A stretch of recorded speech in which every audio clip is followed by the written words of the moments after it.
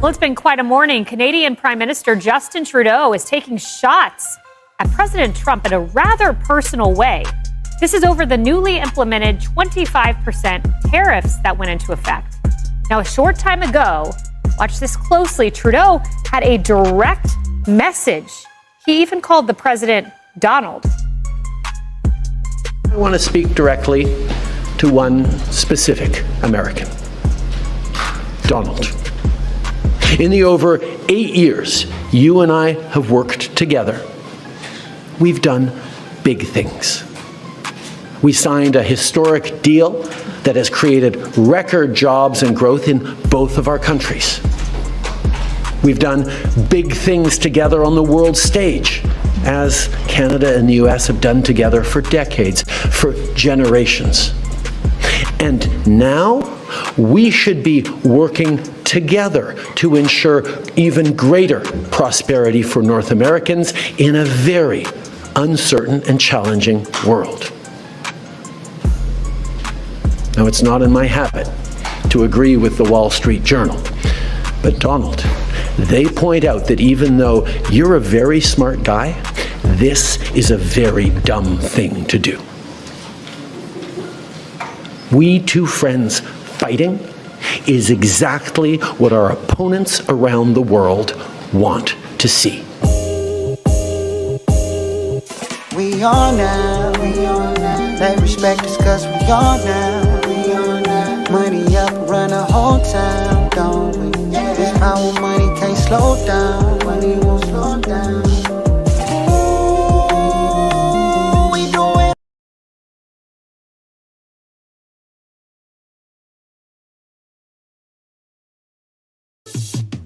Why they party? I'm in here grinding, money I'm stacking. Why they rock diamonds? I can't relate to them, ain't my shit calming. I set a goal for me, 2 or 3 commas. 7 figures, 8 figures to 9 figures. On a slow pace to get rich quick. Same time we just think different. Cause when you make it, it hit different.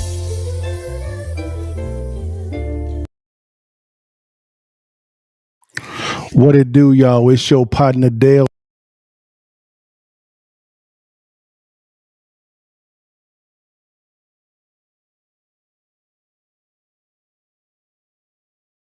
Off. Oh man, I don't know what happened, y'all. It just went off. But what it do, y'all? It's your partner Dale back in the saddle again for another edition of the Counter Move podcast with your partner on Thursday at 8:30 p.m. Guys, hope you guys are having a phenomenal week. Tomorrow is Friday, but today is Thursday. Maybe we're gonna get into this topic today. If you could do me a favor, if you don't mind, baby, share, like, and subscribe. There's a little button there that you can click. So each time I go live, you get to see me, your partner. Man, let's get it in today, man, guys. Today, man, it's going to be a very good topic, in my opinion. Guys, there's something going on concerning our nation, and it is around the topic of tariffs, right? Tariffs have been a huge issue, right? Specifically with the U.S., Canada, and Mexico, but really the U.S. and Canada. Mexico's been kind of quiet concerning these type of tariffs, but has not been the same thing when it came to Canada. Canada has been very vocal about tariffs, and also President Trump has been very vocal about tariffs. So, what we're going to do, guys, we're going to visit very quickly here. President Trump talking about tariffs. Now, what we're going to do is the question that I'm asking is this here. This is going to be an easy question. The U.S. and Canada tariff showdown. Are tariffs a job killer, or do they drive competition? We're going to talk about that topic today, honestly. Okay, guys, and give me your thoughts on this if you don't mind, guys. But let's dive into this real quickly, guys. Here's our topics for today. Number one, I'm getting rid of this real fast. Number one is we're going to talk about what are tariffs, right? There's been a lot of talk about what tariffs are, but we're going to dive into it, what tariffs truly are, all right? Number two, we're going to talk about the U.S. versus Canada tariff standoff, right? Number three, we're going to be talking about answer the question, is it a job killer versus a it drives competition. And lastly, will President Trump's tariff strategy, will it truly work? Will it truly work? Well, we're going to dive into those topics today, guys. So what we're going to do real quickly here, guys, is we're going to dive in and we're going to bring in President Trump, right? Him making the announcement of these tariffs real quickly, guys. And then what's going to happen is we're going to dive into that first section, which is what are tariffs. So let's see what President Trump actually making the announcement of these tariffs. Here we go. Boom. Let's get it. Come on. There we go. 1 second, guys. Change the background and let's get it in. Here we go. The tariffs, as you know, will start a week earlier than the reciprocal, which is going to be on a couple of weeks earlier. Reciprocal tariffs start on April 2nd. And I wanted to make it April 1st, but I didn't want to go April Fool's Day because that costs a lot of money, but that one day. But so we're going April 2nd. But very importantly, tomorrow tariffs 25% on Canada and 25% on Mexico, and that'll start. So they're going to have a tariff. So what they have to do is build their car plants, frankly, and other things in the United States, in which case they have no tariffs. Argentina I'll or any other consider country. anything. And Argentina, I think he's great, by the way. I think he's a great leader. He's doing a great job. He's doing a fantastic job. Brought it back from oblivion. All right, guys. So figure that little thing that's talking about wrestling. But anyways, guys, so that's President Trump talking about tariffs and how he was making the announcement when it comes to Canada and Mexico, right? So let's dive from the beginning because I know I'm dealing with a very intelligent audience, right? What are tariffs, right? What are tariffs? And there's been a lot of, dare I say, spin on what tariffs are. So I went to a trusted source that I know, a friend of mine, very successful individual that's going to give a kind of a real world description of what tariffs are, and it's going to be balanced with the economic definition of what tariffs are, so we can dive into this topic itself. So let's bring in my boy Patrick David as he talks about what tariffs are real quickly. We'll dive into this and then dive into this topic. Here we go. There's all these arguments over tariffs. Mark Cuban, no, it's it's the worst thing. You should never do it. Trump, my favorite word in the dictionary is tariffs. Everybody's talking about trade deficits, trade surplus. How the hell does this thing work out? I'm going to explain to you tariffs in a way that you can explain to anybody moving forward. You ready? Let's just say I am an accountant and I need referrals. I want you to give me clients because I need to grow my business. Let's say you sell auto insurance and we meet each other. We're friends. We're networking at a local Chamber of Commerce event. We say, hey man, you give me one referral, I'll give you a referral. You want to kind of share some clients together? Let's do it. No problem. So all of a sudden, a month later, I've given you 5 referrals. Right. You've given me 0. I have a referral deficit of -5. You have a referral surplus of +5. Trade deficit, trade surplus. You get the idea? Now, think about it if a year later, 5 years later, you and I are giving referrals to each other. I sit down and I look at the numbers and I said, wait a minute, Johnny, I've given you 1,100 more referrals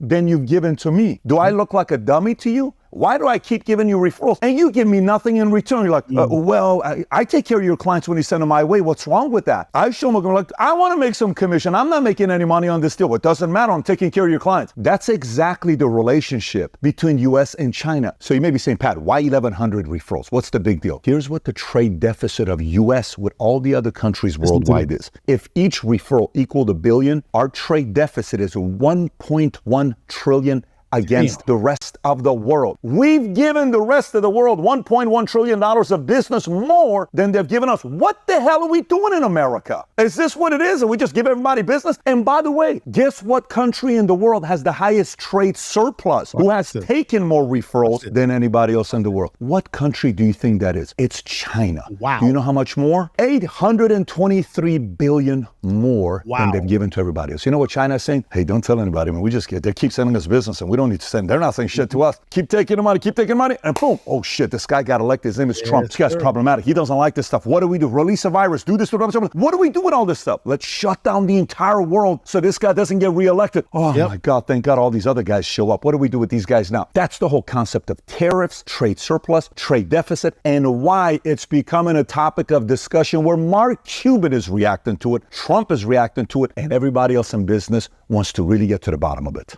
So, guys, I liked how PBD broke that thing down to make it easy for individuals, right?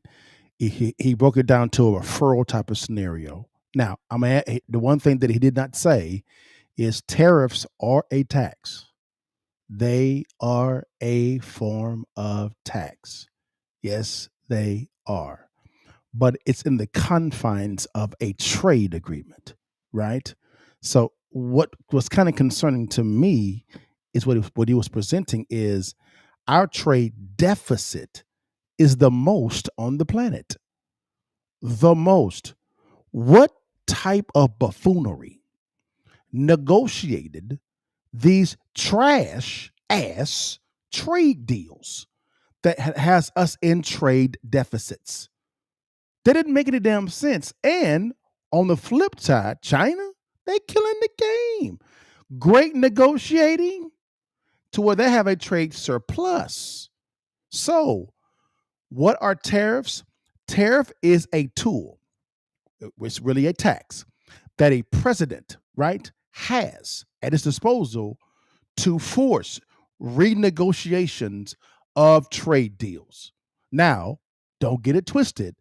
The other country, like a Canada, has also a tariff in their tool belt to place on all the products of the U.S. Right. So each trade partner has the tariff at their disposal. I just want to make sure that was clear there. So the tariff is in the confines of trade agreements. They are tools for part business agreements to be renegotiated. Right now, get this, guys, real quickly. As I take PBD down, I actually asked someone on a TikTok live concerning this. Hey, after I made the point concerning a tariff being a tool, the only tool that the president actually has at his disposal to force renegotiation, to bring parties back to the table to renegotiate or amend agreements. This gentleman, who's very intelligent, said, "Hey, there's another tool." I said, "No, what's that tool?" He said, "Well, that tool is they can actually ask the opposing country to come to the table and renegotiate." And I said, "Oh, okay, that kind of makes some sense." And what if they say no? Then what? His response was, "We just keep the same agreement in place." So I said, "Let me get this straight. What you're saying is the president should not use a tariff as a tool. He should just ask the opposing country to come back to the table to renegotiate these trade agreements. And if they say no, you think it's wise for us to stay in these bad trade deals." And what they got in return was, he said yes. And I was like, what? That didn't make any sense to me at all. So again, to kind of land the plane, what is a tariff? A tariff is a tool that countries' administrations have at their disposal to force parties to come back to the table to renegotiate terms of agreements. In other words, it is a form of a tax. It is, but I like the way PBD actually placed it when it came to a referral scenario, right? It's in the form of trade agreements. So I like that. Now, number two, guys, let's keep it going. All right. The second thing is this here is, let me go back over here. What did it go? What did it go? What did it go? What did it go? One sec here. Now, this U.S. and China standoff, right? The standoff. What's going on here? So here we go. This standoff here, what's going on with the U.S. and China. Let's dive in this. Now, I'm going to go over to a good friend of mine, Glenn Beck, and I'm going to combine the job killer versus the driving competition within this scenario, right? We've heard President Trump talk about it, about the tariffs. We've heard an intelligent presentation on trade deficits. I may go back to that as well also to go a little bit deeper, but I digress. Let's go here to this here. Trump's trade strategy, right? You have a standoff between the U.S. and I don't know why I didn't have that in here. I'm sorry about that, guys. I'm normally good at this, but I guess I didn't have it. But anyways, I digress. This strategy, we're going to go into this real quickly to where we're going to look at, I'm going to Glenn Beck and say, hey, Glenn Beck, here it is. My bad, y'all. I did have it. Boom. Hold on, y'all. Got you. There we go. There we go. The tariff standoff between U.S. and Canada. I wanted to go into this because of the fact that Glenn Beck, which I think does a great job on this, he actually has an investment banker on there, and she talks about tariffs, right? And this standoff and what may happen with the standoff between the U.S. and Canada. You're going to be shocked at what she actually says. It's a really good presentation, right? And I thought this would be good to play in this segment here. So let's see what's going on here. Now, I'm going to begin it in the section to where they are talking about going from Biden's from President Biden over to Trump because of the fact that Trump is still in, I think it's 6 weeks in to his administration. It hasn't been 100 days yet, hasn't been a quarter yet. But they're going into to that end to this. And I did that because I wanted to see how she pivoted over to the tariffs, right? And how this could affect the relationship between the U.S. and Canada. Let's get it in. Here we go. We're king of the world today, and I could go in and say, Congress, this is what you're going to do. I would say to them, you're going to cut $1 trillion, plus you're going to pass either a flat tax or 15, 15, 15, what the president has talked about, and you're going to cut. I see you, Mitch, man, on Instagram. I see a comment. You said we're in trade deficits not because of trade deals, but because America is not a manufacturing country. How'd that happen, Mitch? Why? Through trade deals. We begin to send manufacturing overseas. We literally built China's economy via trade deals. The hell? Let's keep going. 50% of all regulations. Just cut them right now. And you're going to pass the REINS Act.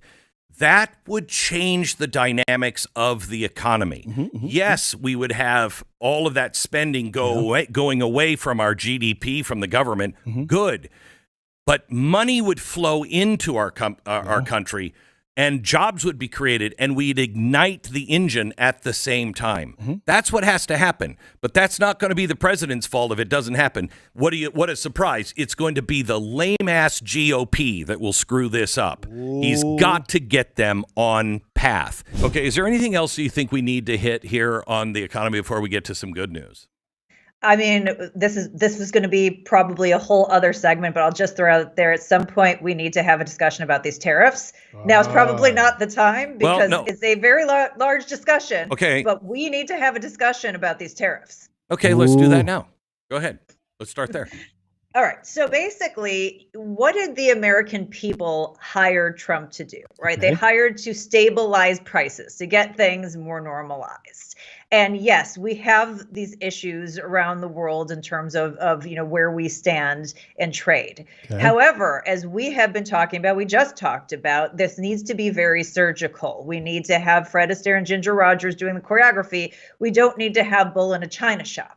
And the tariff situation, given the precarious economic situation that Biden has left us, and the fact that the citizens of the United States want price stability, is absolutely maddening. I understood art of the deal. I understood the first time around that we're trying to put some pressure. Now get this, guys. Carol Roth, who's a former investment banker on Wall Street, she's normally a big advocate of President Trump. She's really disagreeing with his tariff strategy here. Let her unpack it. Here we go. Who's the big dog, get people to come to the table. But now, we're going after our allies. We're going, we're trying to kind of separate ourselves from China. Well, we have companies who decided to move manufacturing from China to Mexico so that they could be more aligned with the United States and North America. And now we're putting these crazy tariffs on it. This is something that, frankly, nobody in any economic circle that I know understands the strategy and does not seem to be consistent with what it is we've been talking about. All right, so may I? So she is basically saying that with what President Trump ran on, right, and as in the campaign, and that essentially got him elected, was lowering costs and the affordability of living, the price of living going down, right? And what she's saying is this is not marrying with his campaign, what he actually did on the campaign. And we're going after allies with these tariffs. So she's saying, I'm not liking this strategy coupled with us coming from the Biden administration, because there was a lot of excess printing in the Biden administration, which has caused the rise of cost of living and goods of living to go up. She's saying if your goal is to lower down the cost of goods, tariffs is not the case, because it's a tax on your allies. That's what she's saying. And to be honest with you, she's actually correct when it comes to the definition of tariffs. If you look at that just from the strategy there, her logical conclusion is accurate. I got to give it to her. She's right. But let's keep going, though. I suggest Donald Trump plays many different games all at once. And the strategy when it comes to Canada and Mexico, I don't think has anything to do really with the economy. Wow. It has everything to do with the border. Wow. He's saying, help us with the border. Okay. Help stop the flow of illegals. Okay. Stop fentanyl. Yeah. And recognize that your cartels are terror organizations. Work with us. If you don't want to, that's fine. You'll get a tariff. He's not saying, you're charging us too much for our milk and not enough for your milk or whatever. That is part of it, but that's not really what he's after, I believe, on the tariffs with Canada and Mexico. I agree. That was the first time we tried this, and he got them to the table. And now we need to have sort of a different situation, because the reality is that. So Glenn is saying, he's saying that the tariffs on Mexico and Canada have nothing to do with the economy. It is all about the border. That's what he's saying. He's saying that we need your help on the border. That is what he's actually saying. And guys, if I'm frozen on Instagram, guys, sorry about that. It is what it is. I'm having some technical difficulties, but we got to keep it going. Actually, no, I'm not. I'm good. But that is what he's actually saying there. So and that may be the case. Now watch what Carol Roth says to kind of debate this. Right? This is really good. Here we go. That, as you said, he's made huge strides. We have a tiny fraction of the encounters at the border. So that is moving in the right direction. But things like price stability are not necessarily yet moving in the right direction. And to throw this into the mix at a time that is so precarious from an economic situation, even if that is the ultimate outcome, it seems like the wrong tactic to take, because the situation on the economic front is so volatile. Find another path to do that. That's all I'll have to say on that. Yeah, and just to back up Carol's point on the border, I mean, we're down. This is the lowest month we've had in at least 25 years of border crossings. Like 1968 or something crazy like that. Yeah, the only other close month was April 2017, right after Trump came in the first time. But that was much more about just tone, and it did slow things down. Yeah, this seems to be, backing up with action, and I tend to agree on the tariffs with Carol. Yeah, here. I don't I am against tariffs. I am for even playing field tariffs. But again, that is defensible logically. Sure. Yeah. Not what's happening with Canada. With Canada and he Mexico. signed an agreement that there would be no tariffs between these. It was his agreement. He designed it. I know. And now he's putting the tariffs on. Yeah. And that's going back to the surgical part. If it was something very specific, I could understand. But across the board at these levels seems really insane at this point. So their pushback, and I can agree with it, is what they're saying is they're saying, hey, when it came to the border, we agree with you, but the border numbers are down. They're down. So, hey, that initial tactic worked. But what he's doing now is he's going across the board on these tariffs. And so they're saying, and it's with our allies, and with the economy being so volatile right now because of where we came from, right? How does it make sense to have tariffs across the board now, even though initially your plan was to get Mexico and Canada off the sidelines to protect the border, which you have done. So again, I can see how they're saying that 1,000%. That makes total sense to me, guys. It really does. Now, here we go. Let's dive into this real quickly. Now, the next topic, guys, we're going to dive into, and I love this now. We're going to go back here. Now, Trump's tariff strategy. Is it a job killer or would it drive competition? Because you just heard Glenn Beck say, hey, he's opposed to tariffs, but he's for even playing field. And what Carol Roth and Stu was saying is, hey, we'll agree with you, Glenn, but to get to the goal of lowering down the cost of goods and services, you may want to choose a different strategy because, hey, things are going to cost more because a tariff is essentially a tax. And I can agree with that as well. But I believe what Trump is doing realistically with the strategy is I believe he's trying to renegotiate some terms. Now, I got to ask the question is what terms? Because the USMCA was your deal. So I'm trying to figure out what you're trying to accomplish. But anyways, I digress. So let's dive over here real quickly, guys, to this next one here. Get over to it real fast. Let's see here. Where did it go? All right. This is we're going to go to Fox Business, and they're talking about tariffs. Okay. Here we go. About tariffs, and we're going to answer the question: is it a job killer or does it drive competition? We just heard from Glenn Beck, Stu, and Carol. Carol believes that it is a job killer, right? It could be a job killer, right? So does Stu.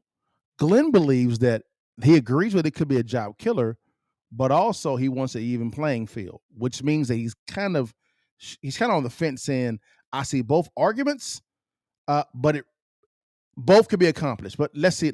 I digress. Let's get it in. Here we go. So the president is deploying strategic tariffs to level the playing field and put America first, but not everyone on Wall Street is happy. But still, so from the get-go, he's wanting to level the playing field. So this leads for me to conclude that he's using this tariff strategy to drive competition. Okay? Because what Trump has wanted to do is he wanted to bring manufacturing back to the United States. He's made some comments about, hey, if you manufacture goods and services here, there's no tax. But if you manufacture goods and services, let's say in Canada or Mexico, there's a tax of 25%.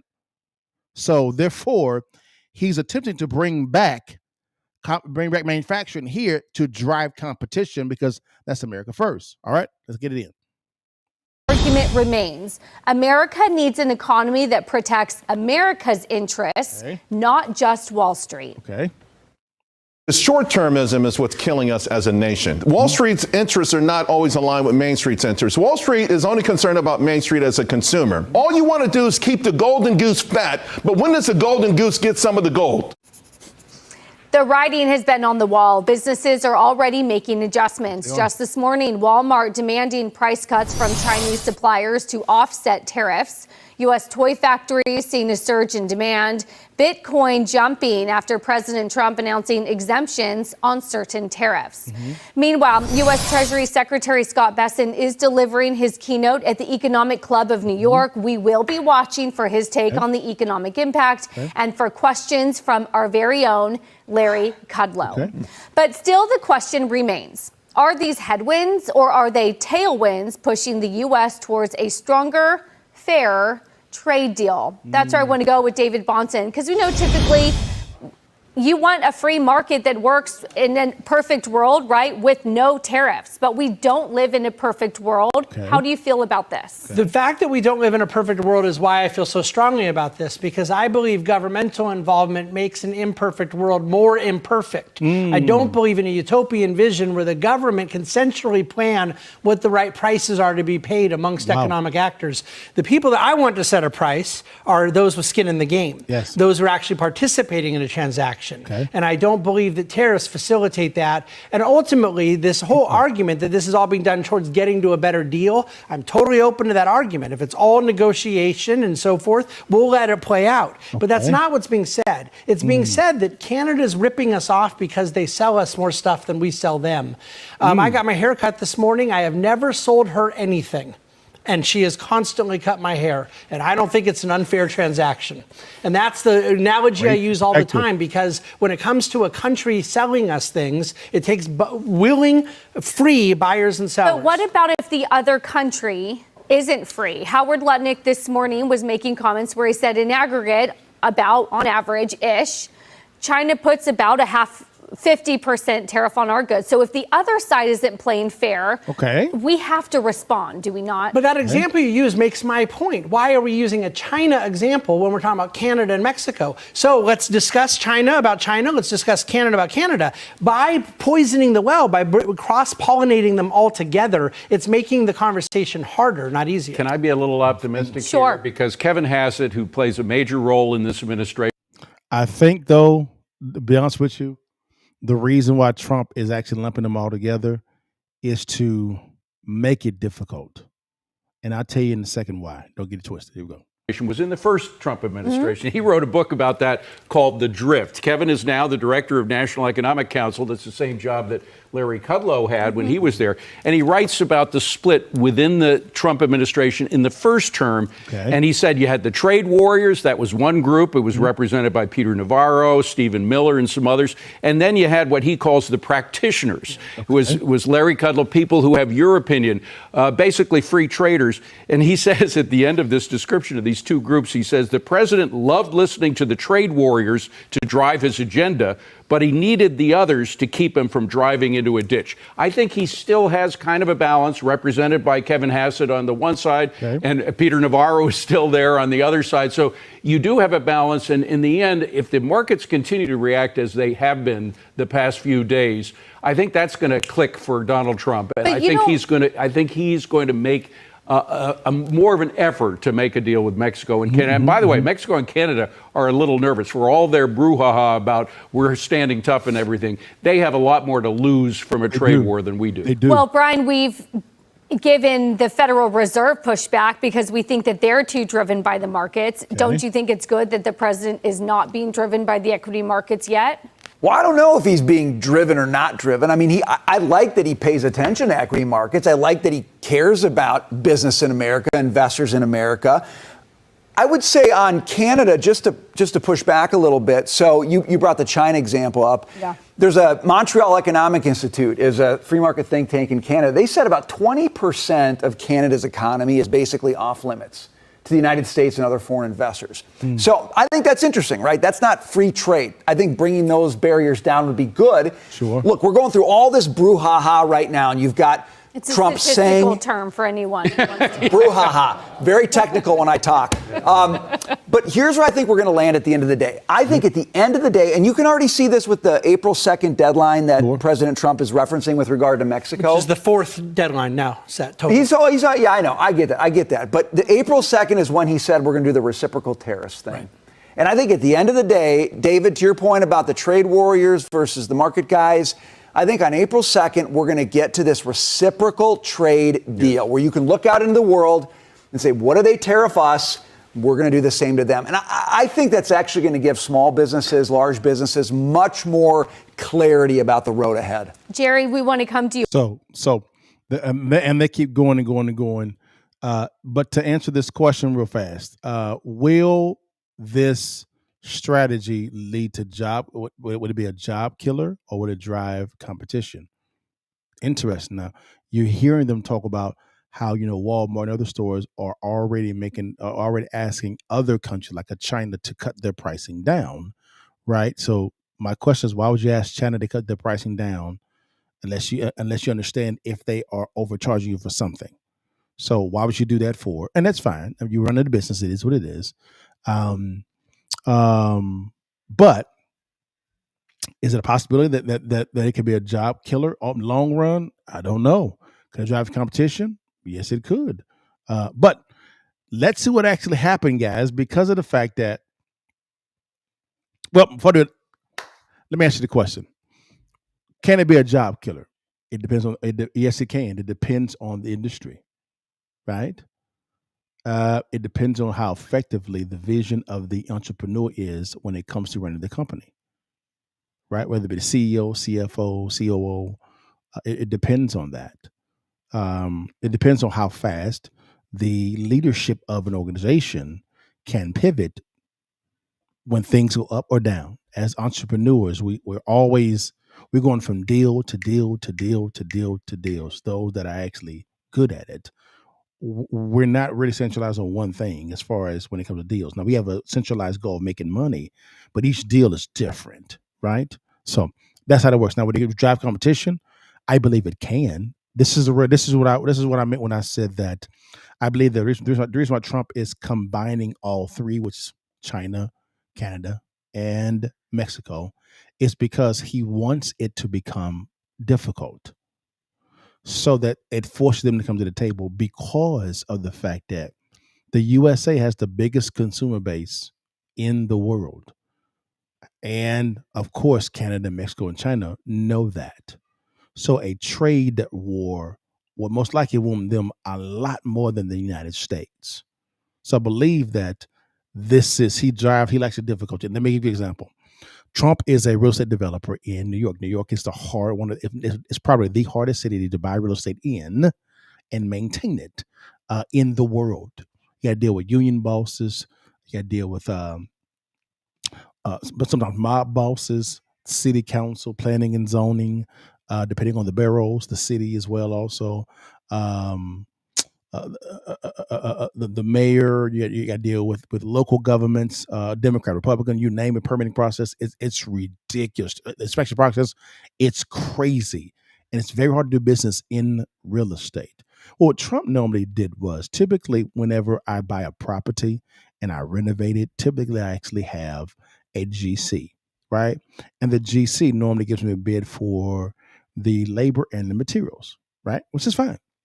The GC normally runs that, right? And we agree on the bid. And the GC normally picks out the sometimes they'll pick out the material. Sometimes I would. If it's a big product, typically I would kind of give some leeway to the GC, like a new construction project. What Trump did, guys, is he would actually kind of GC it himself.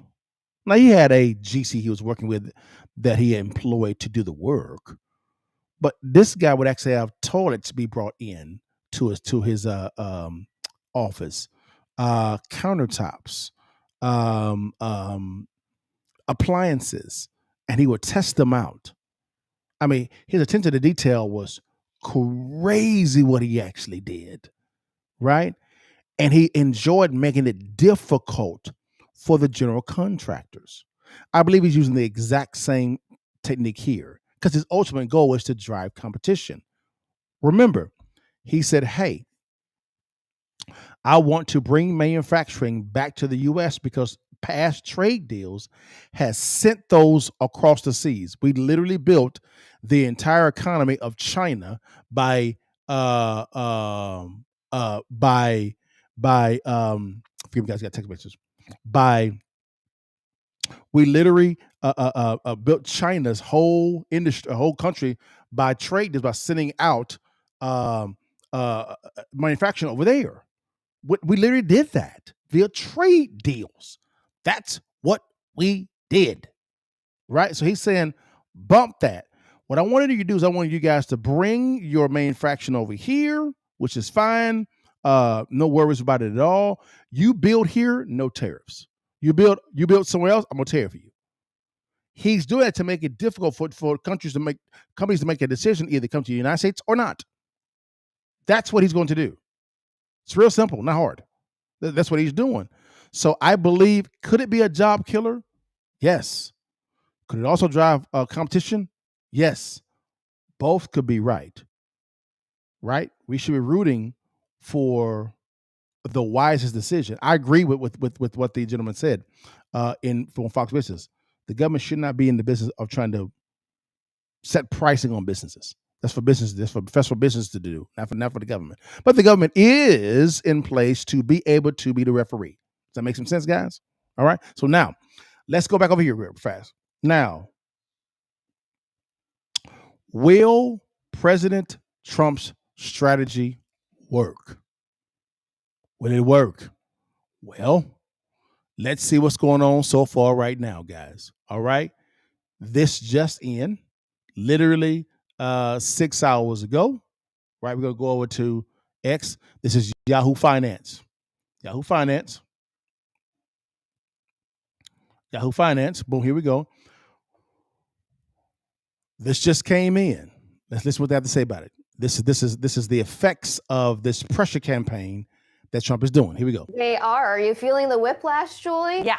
President Trump in the Oval Office right now actually signing executive orders, rolling back some of the pain temporarily on those tariffs. Getting in reports right now that there's going to be a pause on tariffs on Canada and Mexico until April 2nd, so about for a month. Wow. Again, the U.S. expected to grant some exemption to Canadian potash, and that the U.S. could drop Canada, Mexico tariffs with fentanyl. Earlier today, the president had announced a reprieve with Mexico, saying on his social media outlet Truth Social that, quote, after speaking with President Claudia Sheinbaum of Mexico, I've agreed that Mexico will not be required to pay tariffs on anything that falls under the USMCA agreement. Wow. This agreement is until April 2nd. Sheinbaum, for her part, also praised the president, saying we had an excellent and respectful call in which we agreed that our work and collaboration have yielded unprecedented results. Until this moment just now,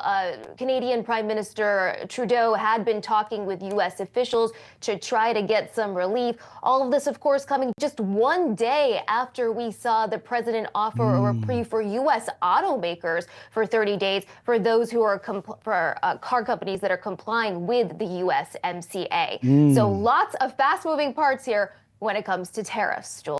So it seems to be Trump's plan may be working because of the fact that it brought the players to the table.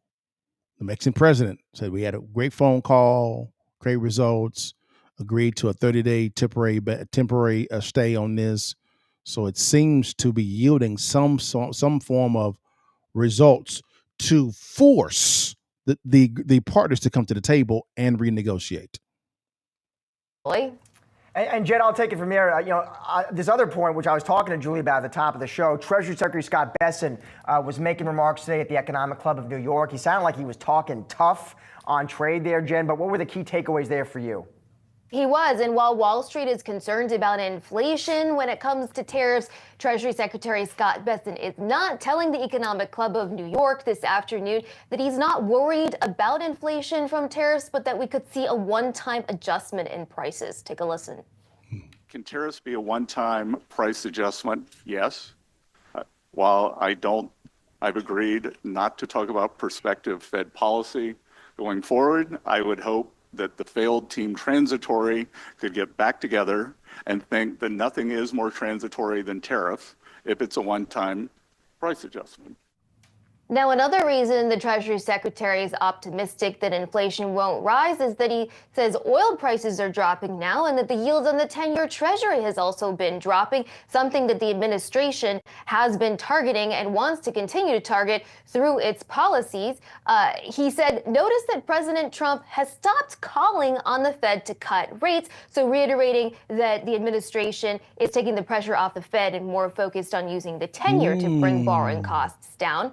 Bessent also addressed reciprocal tariffs, which are expected to kick in on April 2nd, saying if you want to be, quote, a numbskull like Justin Trudeau and say, okay, we're going to do this, then yeah, tariffs are going to go up. But if you want to talk to us, then discussions and deals can be made. Wow. Certainly, we saw that just now this afternoon when it came to Canada on taxes. Bessent doubling down on the president's proposal to make full expensing for capital equipment retroactive for January 20th.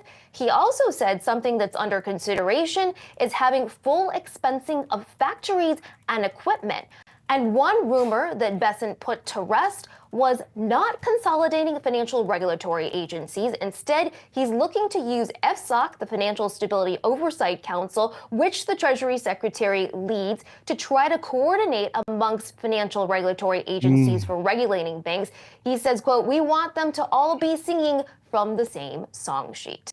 So it seems to be, real quick, I'm going to get this down. It seems to be that what President Trump and his team wanted was for the tariffs to be a tool to bring all players to the table to renegotiate and make better deals. And it seems to be, as of today, that may be working. Not based on what I'm saying. You just heard it from Yahoo Finance. You just heard it from the president as well as the president of Mexico. Just heard it. Now, let's go down a little bit as well also. I wanted to read this real quickly, guys. It says, President Trump, this is from Yahoo Finance again, 4 hours ago. It says, President Trump extended a 1-month tariff exemption to some goods and services imported from Canada. So now Canada's in the game now. It's 4 hours ago. The action followed Trump's agreement to pause tariffs on Mexico imports earlier in the day after speaking with the leaders of the U.S. largest trade partners. So, again, they are talking. They're talking. But here it says, what tariffs stand with U.S. trade partners? So here are all the tariffs right here. All right there. Right? It's right, the Yahoo Finance. So it seems to be, as the Secretary of Treasury came out and said, he said that they wanted to come together with the leaders to renegotiate deals. And this seems to be right now at the moment, the strategy of renegotiating agreements by using the tool called tariff is working. Some form as of right now. This is only a month pause. As of right now. So here's my opinion on this as well also, guys. All right? Here's my opinion. I always say strategy, capital, impact. All right? Very simple. Will President Strategy's tariff strategy work? Will President Trump's tariff strategy work? Forgive me. I believe it will. I believe it will in some form or fashion. I believe it will. Because of the fact that we are the biggest consumer base on the planet, the U.S. is, and a valuable trade partner to Canada and Mexico. And also China. China has been kind of naughty when it comes to trade agreements in the past. As you saw in the first video, they have a surplus. We have a trade deficit. Trump's plan is to bring manufacturing back to the U.S., hence him saying if you are a company and you make your products in the U.S., no tariff. And if you make it across seas and try to send it over, we're going to tariff you. So that at least we conclude that his whole thing is to bring manufacturing back to the U.S., which would create more jobs.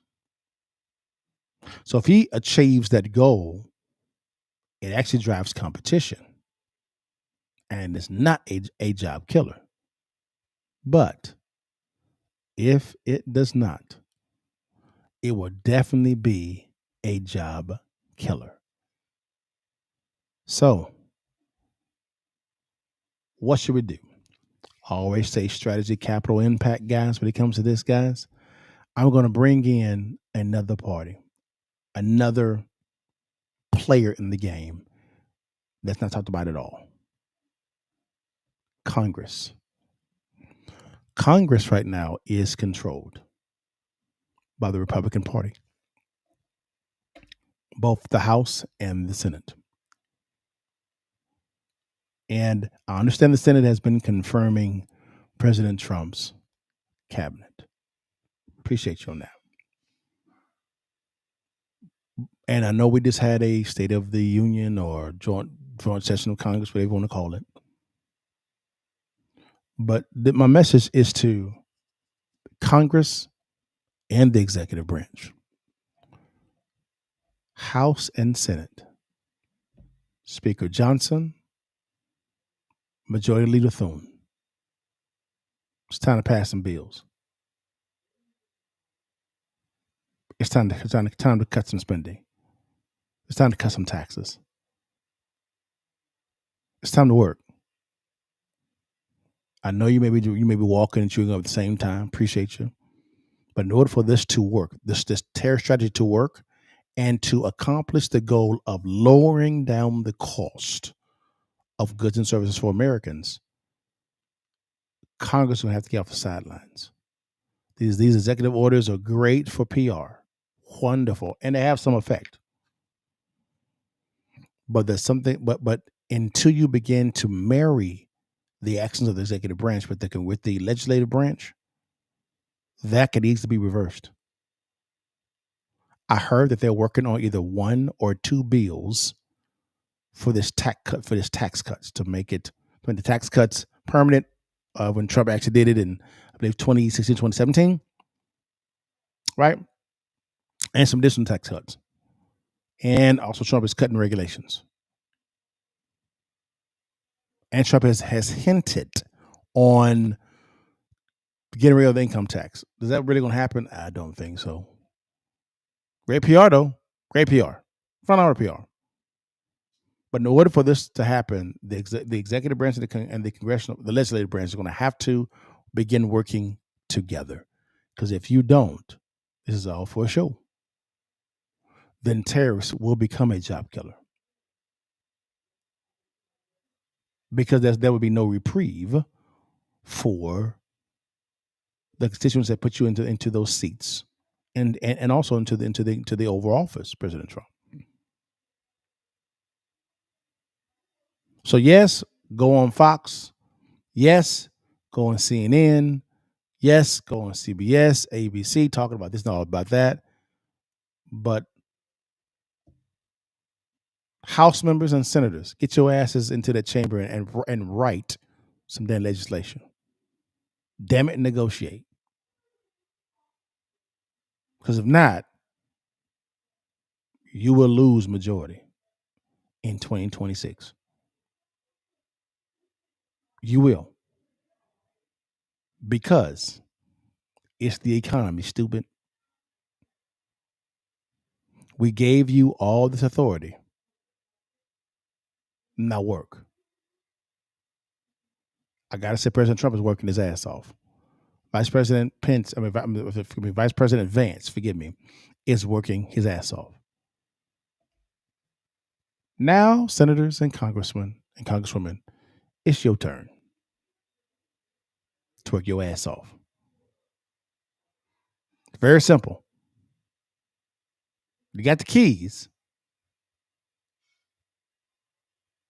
Let's get it. Because if you do it, guys, this is what happened. I'm about to bounce back, bounce back. I'm about to bounce back.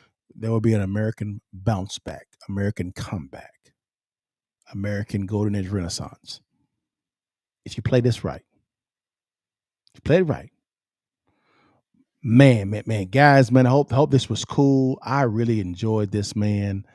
Taught me a lot as well also, man, which is pretty cool. Now, guys,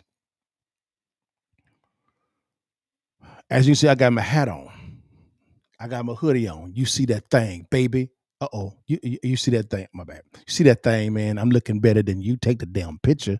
Y'all, we have our own merch, man. It's called The Bag Merch, baby. Hey, man, grab you a hat, grab you a hoodie, grab you a t-shirt, guys, because of the fact that we tell everybody, man, how do you tell everybody that you paid, and also you got your diploma, and you have your cell phone. So I'm talking about, I got that bag, baby, from I Got That Bag University. So guys, get your own merch, and if you buy it, take a picture of it and tag your partner in it. We'll put you into a drawing for you to get a $100 gift card for you to take your boo out, go buy something, whatever you want to do. It's what's up. Scan on the QR code here on the screen, or click on the link below in the description.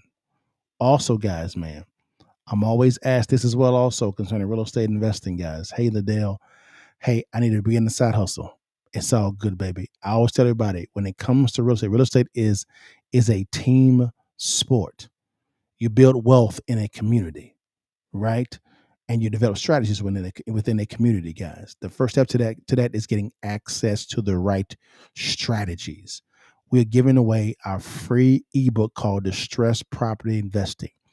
Guys, you make money in real estate when you actually acquire it, not when you sell it, right? Selling it is icing on the cake. In this ebook, it is completely free. You actually get the strategies that you need to know to be able to begin your real estate investing endeavor. I always say, wisdom is built. Wealth is built. Wisdom is earned. It's real simple, guys. It's all it is. You develop these strategies and you grow your wealth with a team with the right strategies. It's very simple, guys. Scan the QR code below on the screen or click on the link below. If you can't do any of those things, don't worry about your partner got you. Hey, DM me the word real estate and my team will get you out the free ebook. It is free. I want nothing from you at all. I want to get you the information to help you find and locate your first distressed property in your city or county. Real simple, guys. It's not hard. And there's a strategy in there that you can get a list of distressed properties for free from your city or county. It is there, guys, in the free ebook. All right, guys. All right. And lastly, guys, some folks say, Dale, I don't want to do any real estate at all. But I'm looking for a different side hustle. I'm rocking with you. We got you hooked up. There is you develop wealth in a community, right? And you get those in the community, you get those strategies, guys. A good friend of mine, Matt Sapala, did a video called the Passive Income Blueprint, guys. Very simple, guys. Click on the link below, scan the QR code, and it's a free video. It goes over the top 3 videos for you to generate a passive income in this economy. This works in any type of economy, guys. It's free. And newsflash, your partner is actually in the video as a case study. Your man's in them. Your boy is famous. But if you could, guys, do me a favor, guys. Scan on the link below. Click on the link below. Scan the QR code or DM in the word passive income, and my team will get you out the link today. Well, guys, I hope you had a good day, guys. Hope this was pretty good. This was fun for me. But I end it every single time. Oh, lastly, guys, man, I keep forgetting this each time. Tomorrow at 5 p.m., guys, it's Real Estate Friday training. It's me and your partner, Cliff. We get it in. We talking about, new home builders are cutting their prices down 20+% and giving credits on closing HUDs. Woo! And they're still building homes, guys, but these properties are still sitting vacant. We're talking about that, guys, and what you can do as a retail buyer, right? As well as an investor to be able to take advantage of these deals, guys. This is going to be really good. Tomorrow at 5 p.m. But I wanted to let you know, guys, this is what we normally talk about. Here it is. This little video we talked about. Here we go. What's good, baby? It's your boy Dale. I'm back in the saddle again. Our motto is to buy, build. We already bought it already, so we already own it, free and clear. Refinance to long-term debt, cash flow. That is the motto. Cliff, man, is that a pretty strong motto, man? What do you think? Man, the model is strong. Like, you're getting each piece of the invest, right?